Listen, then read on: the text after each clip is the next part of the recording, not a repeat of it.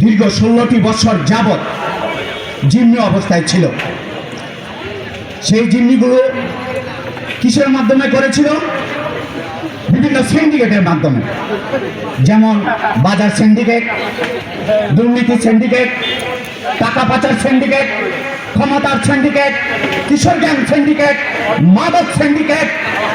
সিন্ডিকেটে আমার দেশের প্রত্যেকটা আনাচে কানাচে তারা আগ্রাসনী শাসন ব্যবস্থা কায়েম করে রেখেছিল। এই গণ অধিকার পরিষদ বিভিন্ন ঘোষণা এই সিন্ডিকেট থেকে এই বাংলা প্রত্যেকটা মানুষকে মুক্ত করে ছাড়বে ইনশাআল্লাহ। আরেকটি বিষয় হলো, এই গণ অধিকার পরিষদ চিন্তা করে বাংলাদেশ যতদিন অর্থনৈতিকভাবে স্বাবলম্বী না হবে, বাংলাদেশের প্রত্যেকটি যুব সমাজ, প্রত্যেকটি বেকারত্ব যতদিন দূর না হবে, এই দেশ কোন দাতাদেশের থেকে আগ্রাসন থেকে এই দেশ কোনদিন মুক্তি পাবে না। তাই গণ অধিকার পরিষদ এই দেশকে কিভাবে অর্থনৈতিকভাবে স্বাবলম্বী করা যায় সেদিকে সর্বোচ্চ নজর রাখবে এবং বাংলার প্রত্যেকটি মানুষকে অর্থনৈতিকভাবে এবং যুব উপযোগী কর্মসংস্থানের মাধ্যমে এদেশকে বেকারত্ব মুক্ত করবে, এদেশকে অর্থনৈতিক দিকে বিশ্বের উন্নত রাষ্ট্রে পরিণত করার আহ্বান রেখে আমার বক্তব্য শেষ করছে। জনতার অধিকার আমাদের অঙ্গীকার। ক্যান্টনমেন্ট থানা থেকে নদী আবার নেতৃত্বে একটি মিছিল এসেছে, তাদেরকে কলকলের মাধ্যমে আমরা রিসিভ করছি। আপনারা আপনার সামনে ভারপ্রাপ্ত আহ্বায়ক জনাব রাশেদ খান ভাইকে তার মূল্যবান বক্তব্য রাখার জন্য রেখেছে। সাধারণ পরিষদ আছে, তোমার আমার পরিষদ, পরিষদ, রাশেদ ভাইয়ের পরিষদ, সংগ্রামের পরিষদ, বিজয়ের পরিষদ।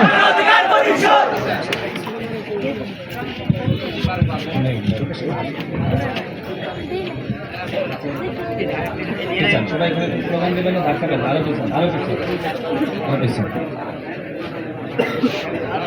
কেউ এখানে বক্তব্য একজন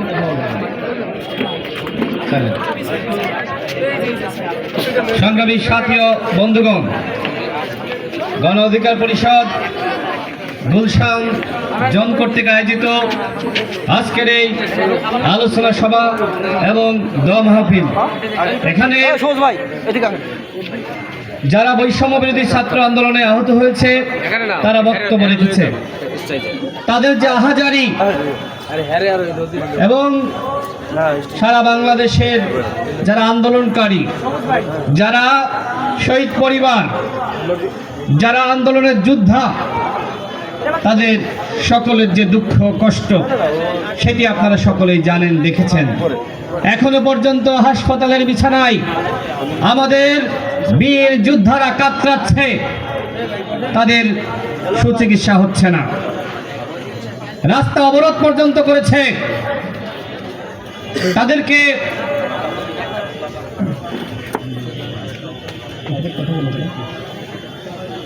তাদেরকে বিদেশে উন্নত চিকিৎসার ব্যবস্থা করা দরকার ছিল।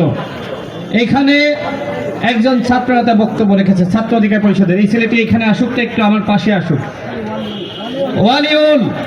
ওয়ালিউলের যে হাত, সেটি দেখে আমার হৃদয় ক্ষত বিক্ষত হয়েছে।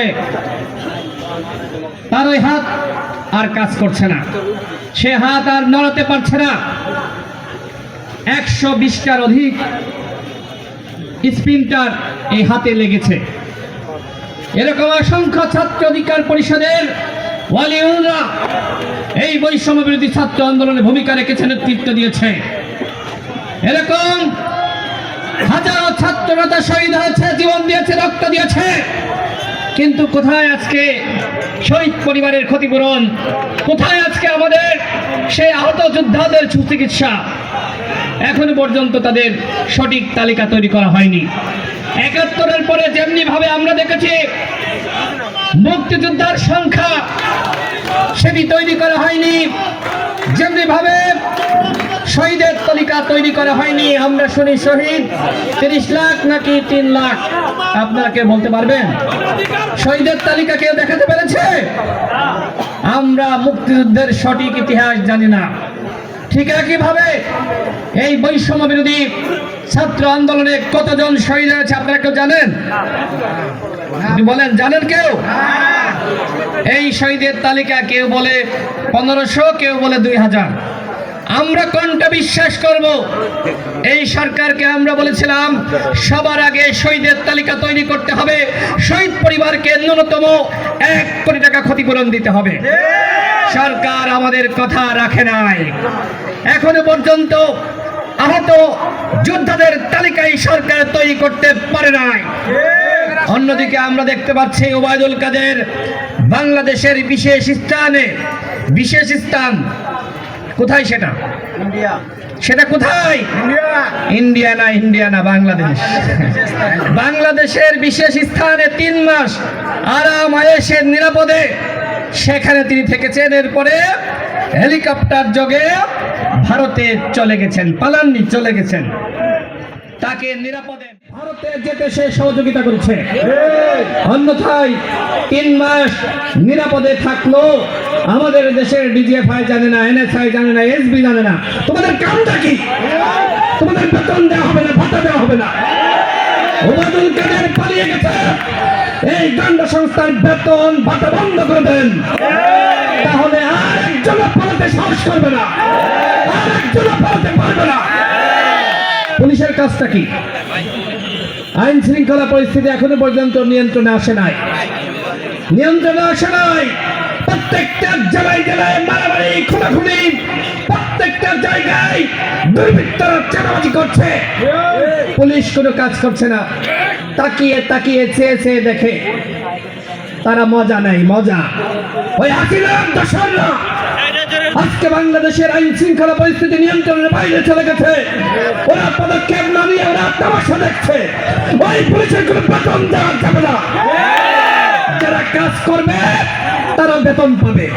যে সকল পুলিশ, র্যাবের সদস্যরা এবং একই সাথে গন্ডার সদস্যরা কাজ করবে তাদেরকে বেতন দেওয়া হবে, বাকিদের কোনো বেতন দেওয়া যাবে না।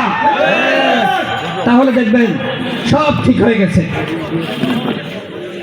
এই যে দেশের এই অবস্থা, ওবায়দুল কাদের পালিয়ে যাচ্ছে, হাসান মাহমুদ পালিয়ে গেছে, আসাদুজ্জামান খান পালিয়ে গেছে, জাহাঙ্গীর কবির নানক পালিয়ে গেছে, আওয়ামী লীগের হাইকমান্ডের সকলে পালিয়ে গেছে। তুমি গণহত্যার কার বিচার করবা? তুমি কার বিচার করবা? চুনোপুটি ধরবার বিচার করবা? এইটা তোমার গণহত্যার বিচার? এই সরকার গণহত্যার বিচার করলে অবশ্যই ওবায়দুল কাদেরকে ধরত, জাহাঙ্গীর কবির নানককে ধরত। সংগ্রামী সাথী বন্ধুগণ, এই সরকার বলছে, এই সরকারের বিভিন্ন নেতৃত্ব বলছে গণহত্যার বিচারের আগে নির্বাচন নয়। তোমরা গণহত্যার বিচার করলে আওয়ামী লীগকে নিষিদ্ধ করতা, জাতীয় পার্টিকে নিষিদ্ধ করতা। 14ই ডিসেম্বর, 16ই ডিসেম্বর তোমরা আওয়ামী লীগের দর্শকদেরকে, জাতীয় পার্টিকে, 14 দলকে তোমরা দাওয়াত করেছো। কোথায়? বঙ্গভবনে এবং স্মৃতিসৌধে। তাদেরকে তোমরা দাওয়াত করার মাধ্যমে আওয়ামী লীগের পুনর্বাসন শুরু করেছো। এখন কি হচ্ছে? আমাদের ছাত্র বন্ধুরা, আমাদের নাগরিক কমিটির বন্ধুরা, তারা এখন কাউন্সিলরদেরকে পুনর্বাসিত করবে, আওয়ামী লীগের কাউন্সিলর। আচ্ছা, আপনারা বলেন তো কয়জন স্বতন্ত্র কাউন্সিলর নির্বাচিত হয়েছে? যারা স্বতন্ত্র পদে দাঁড়িয়েছে ওদেরকে তো মাঠেই নামতে দেয়নি। আওয়ামী লীগ দামি মামি আর স্বতন্ত্র নিজেরা খেলেছে। এখন ওই খেলোয়াড়রা এই সমন্বয়ক এবং নাগরিক কমিটির বন্ধুদেরকে ব্যবহার করে এখন আবার তাদের ক্ষমতা ফিরিয়ে আনতে চায়। আমাদের নাগরিক কমিটির বন্ধুরা বলছে, সমন্বয়করা বলছে, আমরা তাদের পথ ফিরিয়ে দিব যদি তারা আমাদের দল গঠনে সহযোগিতা করে। এর মাধ্যমে আমাদের ছাত্র বন্ধুরা, নাগরিক কমিটির বন্ধুরা আওয়ামী লীগের পুনর্বাসনের দায়িত্ব নিয়েছে। এটি নিয়ে সারা বাংলাদেশে সমালোচনা চলছে। এখন তারা বলছে এরা হলো বিএনপি জামাতের কাউন্সিলর। বিএনপি জামাত নির্বাচনে অংশ নিয়েছে? নির্বাচনে অংশ নেয় নাই। যে কয়জন বাটপার নির্বাচনে গিয়েছিল ওদেরকে বিএনপি জামাত বহিষ্কার করেছে। আবার আপনার একটি চিঠি, গোপনীয় চিঠি, মির্জা ফখরুল ইসলাম আলমগীর তিনি নাকি আবেদন করেছিলেন যে 2021 সালে যারা বিএনপি নির্বাচিত মেয়র ছিল তাদেরকে ওই পদ ফিরিয়ে দেন। মির্জা ফখরুল তো তার দলের নেতাদের পদ ফিরিয়ে দেওয়ার আহ্বান জানিয়েছে, আমাকে পুনর্বাসন করতে বলে নাই। তাহলে কেন নিজেদের অপরাধ ঢাকার জন্য মির্জা ফখরুলের ওই চিঠি এখন ফাঁস করলেন? এটি অপরাধ করেন নাই? স্পষ্টভাবে অপরাধ করেছেন। মির্জা ফখরুল যদি চিঠি দিয়ে থাকে এই চিঠি দিয়ে তিনি অন্যায় করেন নাই, কিন্তু তার দলের নেতাদেরকে যারা নির্বাচিত হয়েছিল বিএনপির নেতারা এবং আমাদের রাষ্ট্রনায়ক গণ অধিকার পরিষদের সংগ্রামী সভাপতি ডাকসুর সদ্য সাবেক বিপি নুরুল হকের এই সাধারণ পরিষদ আছে, সাধারণ পরিষদ আছে, তোমার আমার পরিষদ, সংগ্রামের পরিষদ, গুলশানবাসীর পরিষদ, বাড্ডার পরিষদ, চারাপল্লার পরিষদ, তোমার আমার মার্কা। এই মুহূর্তে বক্তব্য নিয়ে আসেন বিপিন আব্দুল। বিসমিল্লাহির রহমানির রহিম। গণ অধিকার পরিষদের ঢাকা মহানগর উত্তরের গুলশান জোন কর্তৃক আয়োজিত আজকের এই শহীদদের স্মরণের আলোচনা সভা এবং দোয়া মাহফিলের সম্মানিত সভাপতি যারা বক্তব্য রেখেছেন, সাংবাদিক বৃন্দ এবং অন্যান্য নেতৃবৃন্দ এবং আমাদেরকে যারা শুনছেন সবাইকে সালাম, আসসালামু আলাইকুম। কিছুক্ষণের মধ্যে আজান হয়ে যাবে, আমরাও নামাজের উদ্দেশ্যেও জয়েন করব। সংক্ষেপে দু চারটি কথা বলে বিদায় নিতে চাই। প্রথমেই শোক প্রকাশ করছি যে অন্তর্বর্তীকালীন সরকারের মাননীয় ভূমি বেসরকারি বিমান ও পর্যটন বিষয়ক উপদেষ্টা জনাব হাসান আরিফ সাহেব কিছুক্ষণ আগে মারা গিয়েছেন। ইন্না লিল্লাহি ওয়া ইন্না ইলাইহি রাজিউন। আমরা তার জন্য শোক প্রকাশ করছি। আজকের এই শহীদদের আলোচনা সভা থেকে আমাদের একজন ছাত্র বন্ধু বলেছেন যে তার হাত এখনো বলছে হাতটা আর স্বাভাবিকভাবে কাজ করবে না। সেদিন এই হাসান আরিফ সাহেবের মন্ত্রণালয়ে গিয়েছিলাম, সেখানে একজন তরুণ প্রাইভেট বিশ্ববিদ্যালয়ের ছাত্র দেখেছিলাম পা নাই। এর আগে প্রেস ক্লাবে, শাহবাগে, পল্টনে, বিভিন্ন জায়গায় আমাদের অফিসে অনেক ছাত্র এবং যুবক যারা এসেছে তাদের কারো চোখের সমস্যা, মাথায় সমস্যা, শরীরের অন্যান্য জায়গায় সমস্যা। তো জিজ্ঞেস করলাম প্রত্যেকেই যে তোমরা কি ট্রিটমেন্ট পাচ্ছ, সুযোগ সুবিধা পাচ্ছ? বিশ্বাস করবেন একটা লোক সন্তুষ্টি প্রকাশ করে নাই যে তাদের সরকার যথাযথ চিকিৎসা সেবার দিচ্ছে, সহায়তা করছে কিংবা তাদের খোঁজ খবর নিচ্ছে।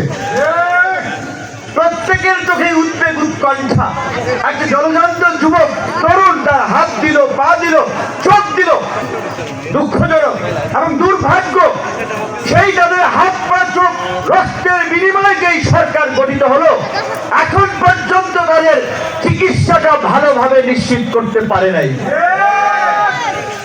আমাদের ওই ছাত্র বন্ধু বলেছিল যে গণ অধিকার পরিষদ নিম্ন মধ্যবিত্ত নিম্ন আয়ের মানুষের দল, কাজী নেতা কর্মীদেরকে একটু দেখবেন। এক ভাই বলেছিল, কথাটা সত্য যে এই শুধুমাত্র বাংলাদেশটা সভ্যতার ইতিহাসে যারাই নতুন সভ্যতা তৈরি করেছে, ইতিহাস তৈরি করেছে, শহরের কোন এলিট উঁচু শ্রেণীর মানুষের হাতে তথাকথিত এই শিল্পী সাহিত্যিক কবিতার মাধ্যমে সভ্যতার ইতিহাস রচিত হয় নাই।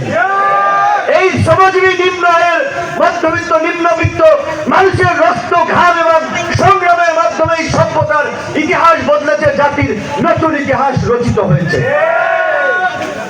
বাংলাদেশে যদি 1971 সাল থেকে এই অঞ্চলের বড় বড় পরিবর্তন আন্দোলন সংগ্রামের কথা বলেন, ওই সাধারণ পরিবারের সন্তানরাই লড়াই সংগ্রাম করে মানুষের মুক্তি এনে দিয়েছে।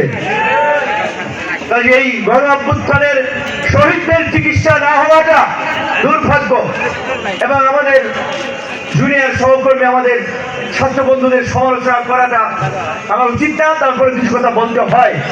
স্বাস্থ্য মন্ত্রণালয় কাজ করছে না, আরেকজন প্রতিমন্ত্রী নেওয়া হয়েছে, তারপরেও 4 মাস এখন পর্যন্ত এই ভুক্তভোগীদের ক্ষতিপূরণ এবং চিকিৎসা নিশ্চিত করার জন্য দৃশ্যমান কোনো অগ্রগতি আমরা দেখি নাই।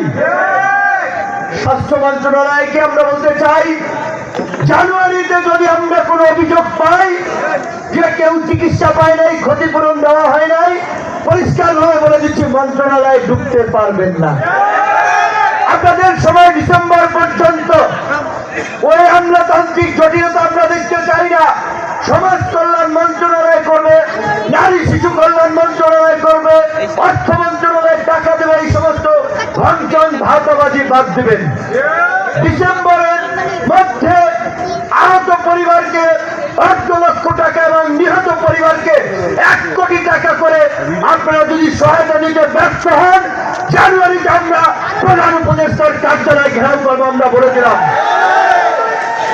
আমরা বারবার বলছিলাম এই সরকার আমাদের সরকার, নতুন সরকার, সরকারকে স্থিতিশীল করতে দিতে হবে।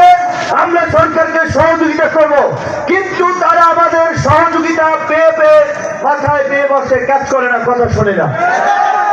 সেই কারণে আমাদের আহত ভাই বোনেরা এখন আহাজারি করছে।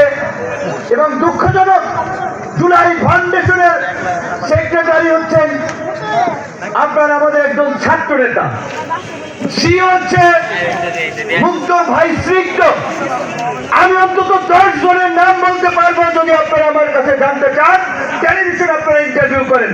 10 জন অন্তত ছেলে এসেছে বলছে ভাই এই খালি ঘুরায়, খালি ঘুরায়, তাই না, হেল্প করে না। এরা কি বিজ্ঞানে শিখেছে? আপনারা 1 লাখ টাকা করে হেল্প করছেন। 1 লাখ টাকা তো আমি ব্যক্তিগতভাবে অনেককে হেল্প করছি। তাহলে রাষ্ট্রীয় পর্যায় থেকে যে ফাউন্ডেশন করা হলো, সেইখান থেকে কিসের 1 লাখ টাকা হেল্প করবেন? হ্যাঁ, বারবার বলছি, কানে পানি যাচ্ছে না, জানুয়ারি থেকে কানে পানি যাবে। তাই আমরা